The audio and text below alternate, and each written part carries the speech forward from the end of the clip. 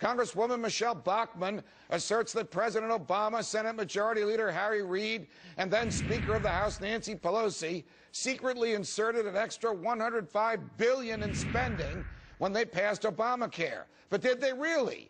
And now that Republicans control the House, might they be able to defund much of that $105 billion?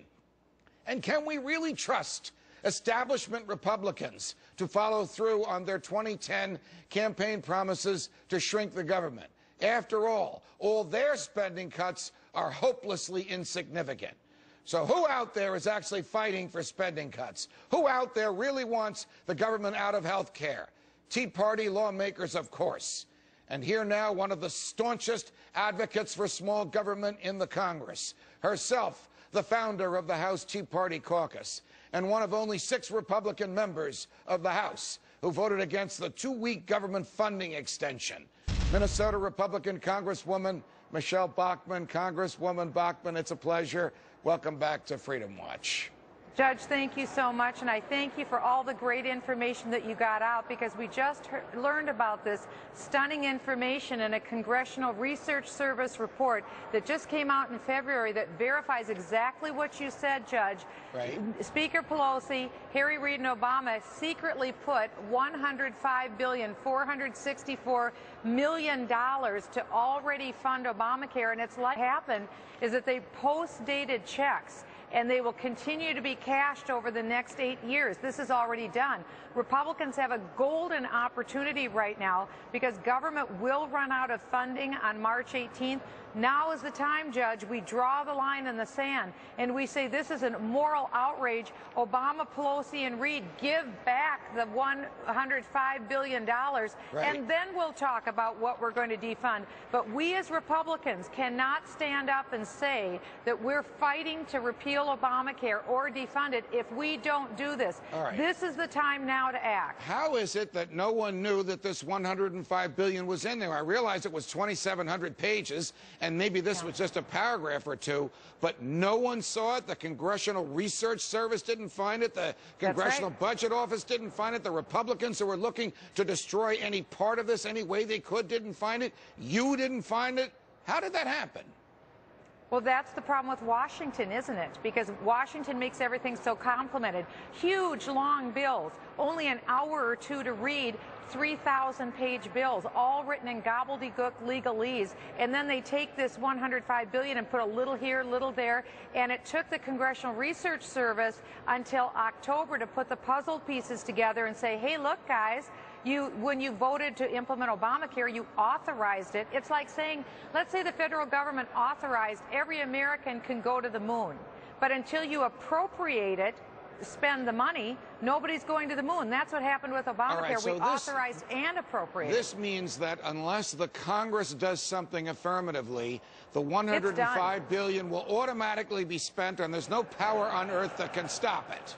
That's right, for the next 8 years. So we might as well pack our bags and go home and say we give up. And I'll tell you what, this is the time for Republican leadership in the House to step and be counted. Otherwise, we capitulate. Otherwise, we surrender. I'm here to fight, and I am calling on every Republican member of Congress to do the same thing. We draw the line in the sand. You voted against the continuing resolution for 2 weeks because you don't believe that's an efficient way to fund the government, and you think that your fellow Republicans and the Democrats who did this were giving the president more money to spend than they should have given to him. And they were allowing him to continue to implement Obamacare. He is spending money right now as we speak to implement Obamacare. If the government shuts down because the Senate and the House can't agree, or the president rejects whatever is sent to him, will this $105 billion still be spent, or will it be stopped as well? This money will continue to be spent because it's considered, much of it is mandatory spending. So government won't shut down. It will slow down. The Social Security recipients will still get their checks. The military will still go forward. The intelligence community.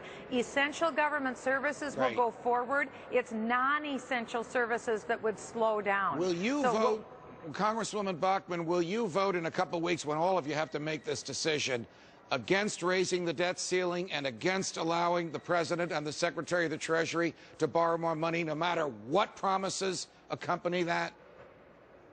Well, I will be voting against it unless we could get something like return this outrageous $105 billion, because that would effectively repeal Obamacare for the next 2 years. I'm against raising the debt ceiling. I think this is the wrong way to go. The only way to stop Obamacare, correct me if I'm wrong, Yes. or to defund it, is for legislation, and the president will never sign that legislation. Is there anything the Republicans in the House can do on their own, or is this thing just going to march towards socialism unless this president is mind or another president signs a law that gets rid of it?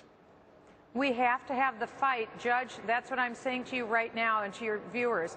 The best fight that we can have is on this continuing resolution that funds the government between now and September 30th. We need to put language in that continuing resolution that forces Obama to give back the $105 billion.